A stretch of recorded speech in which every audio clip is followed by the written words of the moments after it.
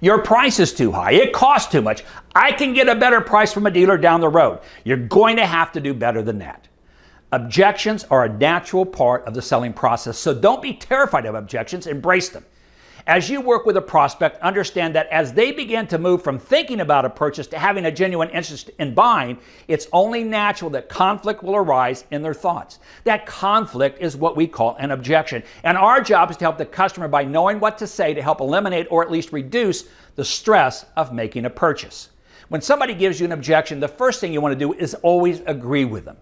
When it comes to handling objections, one of the mistakes most salespeople make is getting into a battle with the customer over the statement.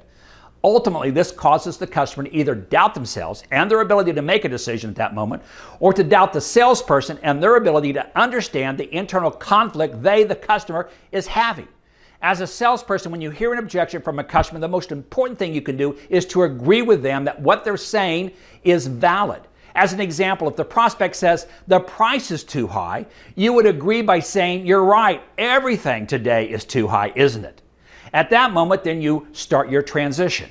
Once you and the customer are in agreement, your goal is to begin to transition them from their original objection into helping them understand what their internal issue really is. Let's say the customer's objection is price. A great question to ask is, about how much too much do you feel is outside of your budget? At this point, either the customer will say, I don't know, or they'll give you an amount. If they say it's about $500 more than I want to spend, then assuming that you are far along enough in your presentation to make a close with the customer, you might ask the question, so if I can find a way to reduce your investment or make up the $500, are you in a position today to make a decision? The customer says yes, then you move into the negotiation and the closing process. Remember to take time to sharpen your selling skills. Do you know what questions you'll be asked to best qualify prospects when they walk through the door? What objections are you likely to encounter, and how will you handle them in a way that helps the customer make the decision to move forward? Take the time today.